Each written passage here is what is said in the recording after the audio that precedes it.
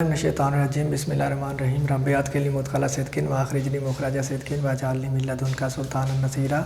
हमारी जो टेंसेस की सीरीज़ चल रही थी उसमें पहले 8 टेंसेस हम कंप्लीट कर चुके हैं। आप कोई भी टेंस देखना चाहें आप चैनल पर जाएं, वीडियोस पर क्लिक करें तो आपके पास जो लिस्ट आएगी उसमें सारे टेंसेस मौजूद हैं। 8 टेंस हम मुकम्मल कर चुके हैं। आज अपना 9वां जो टेंस है वो स्टार्ट करने जा रहे हैं, जो कि है फ्यूचर। फ्यूचर सबसे पहले हम देखेंगे कि फ्यूचर होता क्या है। फ्यूचर किसको कहते हैं? एक पास्ट होता है जो गुज़र चुका होता है, और एक प्रेजेंट है जो मौजूदा है, जो इस वक्त है, और फ्यूचर जो इस वक्त के, जो प्रेजेंट के बाद होगा। अब इस लेक्चर के 5 मिनट बाद भी जो कुछ होगा वो फ्यूचर होगा। तो फ्यूचर में हम कुछ चीज़ें बेसिक डिस्कस कर लें। पहले फ्यूचर का जब यूज़ होता है तो इसका एक इनफॉर्मल यूज़ है। वो क्या होता है अभी हम देखेंगे। इनफॉर्मल यूज़ में हम क्या देखते हैं, क्या करते हैं। दूसरा है फॉर्मल यूज़। फॉर्मल क्या होता है, जिसको हम उर्दू में रस्मी भी कहते हैं, और इनफॉर्मल इसकी हम डिटेल एजुकेशन में भी पढ़ेंगे, जो गैर रस्मी होता है। फॉर्मल जो हमारे ऑफिशियल होता है, ऑफिस से रिलेटेड होता है, जिसमें हम आदाब का ख्याल रखते हैं, डेकोरम का ख्याल रखते हैं, ऑफिस लैंग्वेज यूज़ करते हैं, हाई उसमें सैलूटेशंस यूज़ करते हैं। जबकि जो इनफॉर्मल होता है ये हमारा गैर रस्मी बातचीत होती है। हमारी जो दोस्तों से बात हो गई, रिश्तेदारों से, घर में किसी निजी महफिल में जब हम बैठे होते हैं तो ये हमारा गैर रस्मी होता है। अब गैर रस्मी में फिर 2 चीज़ें होती हैं। एक होता है प्लान्ड, जब हमने कोई काम करना हो।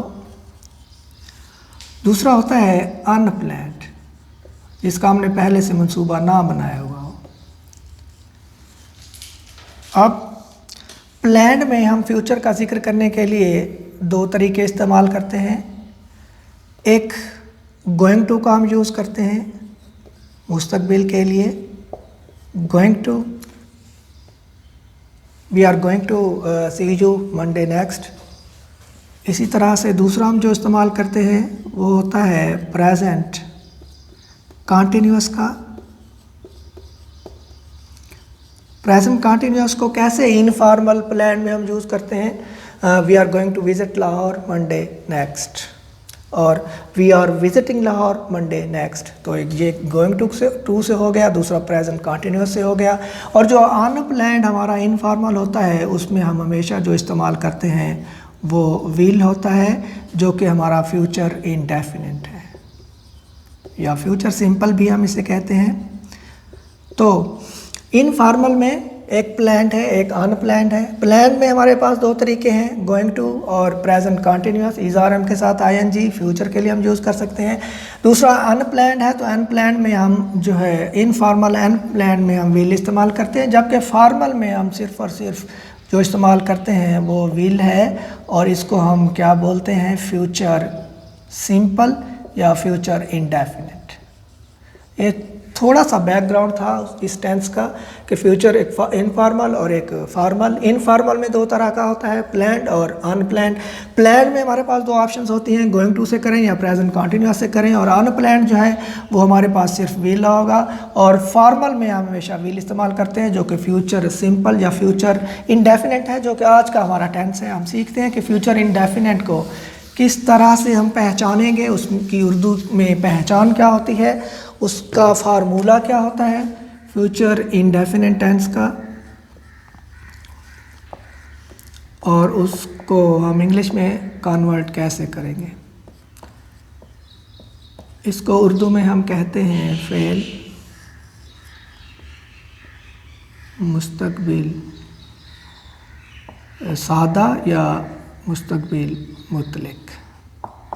सबसे पहले हम इसकी किसी भी टेंस में टेंसेस की पहचान देखा करते हैं। जैसा कि आपको पता है साबका टेंसेस में भी हम ऐसा करते हैं। तो इस टेंस की उर्दू में हम पहचान कैसे करेंगे कि उर्दू फ़िक्रात के आखिर पे क्या आएगा। उर्दू फ़िक्रे के आखिर में अगर गाफ अलिफ गा आ रहा है, गाफ छोटी ये गी आ रही है, या गाफ बड़ी ये गे आ रहा है, तो ये निशानी होगी कि कि हमारा जो टेंस है वो फ्यूचर इंडेफिनिट है। वो स्कूल जाएगा, वो स्कूल जाएगी, हम स्कूल जाएंगे वगैरह। ये हो गई इसकी पहचान। पहचान के बाद जो दूसरी चीज़ हम डिस्कस किया करते हैं वो है इसमें हेल्पिंग वर्ब या इमदादी फ़ेल कौन सा इस्तेमाल होगा। अभी हम देख चुके हैं कि इसमें इमदादी फ़ेल जो है विल इस्तेमाल होता है और साथ में शैल इस्तेमाल होता है। आमतौर पर फर्स्ट पर्सन के साथ यानी आई और वी के साथ हम शैल इस्तेमाल करते हैं, जबकि बाकी के साथ हम विल इस्तेमाल करते हैं। लेकिन आजकल इसकी ये डिफ्रेंशिएशन ख़त्म कर दी गई है। आप जिसके साथ मर्ज़ी विल लगा दें और जिसके साथ मर्ज़ी शैल लगा दें। इसमें थोड़ी सी डिटेल है, वो मैं आपको बाद में बता दूंगा। इसके बाद तीसरा जो चीज़ है वो होती है जो हम डिस्कस किया करते हैं, वो है फ़ेल की फॉर्म, कि इस टेंस में फ़ेल की कौन सी फॉर्म इस्तेमाल होती है। आप इतने टेंसेस देख चुके हैं, मेरा मॉडल्स पर लेक्चर भी सुन चुके होंगे, तो आपको पता होगा कि विल और शैल जो है मॉडल एक्सिलरी है। और मॉडल एक्सिलरी के बाद हमेशा हम कौन सी फॉर्म इस्तेमाल करते हैं, वर्ब की हम हमेशा पहली फॉर्म इस्तेमाल करते हैं किसी भी मॉडल के बाद, चाहे वो विल हो, शैल हो, कैन हो, कुड हो, मे हो या माइट हो।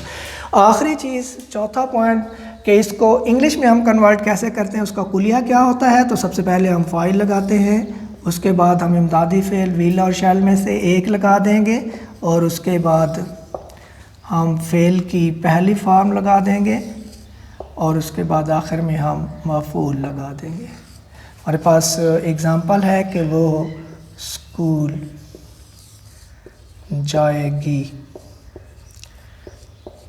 ये गाफ छोटी है, गी मतलब फ्यूचर इंडेफिनिट, तो वो स्कूल जाएगी फाइल शी के साथ विल, गो पहली form, to school object, she will go to school.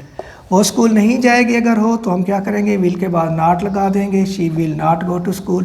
क्या वो स्कूल जाएगी, विल को शुरू में लगाएंगे, will she go to school. वो क्यों स्कूल जाएगी, डबल सवालिया के लिए हम डबल सवालिया के लिए जो इस्तेमाल करते हैं अल्फाज, वो व्हेन है, वो वाई है और वो वेयर है। तो इनमें से जो भी लगाना होगा आपको मैं पहले बता चुका हूँ कि इस सिंपल सवालिया के शुरू में ही इनमें से एक लगा देंगे। यानी अगर वो कब स्कूल जाती है, व्हेन विल, कब स्कूल जाएगी, when will she go to school, why will she go to school, where will she go to school. तो ये हमारा टेंस कंप्लीट हुआ। नाम था इसका फ्यूचर इंडेफिनिट टेंस। इसकी निशानी ये थी कि उर्दू फ़िक्रे के आखिर में गा, गी और गे आता है। इसमें हम इमदादी फ़ेल विल और शैल इस्तेमाल करते हैं। इसमें हम फ़ेल की पहली फॉर्म इस्तेमाल करते हैं और इंग्लिश बनाते हुए सबसे पहले फाइल लगाते हैं, फिर इमदादी फ़ेल लगाते हैं, फिर फ़ेल की पहली फॉर्म लगाते हैं और आखिर में मफ़ूल लगाते हैं। Take great care of yourself. अल्लाह हाफ़िज़।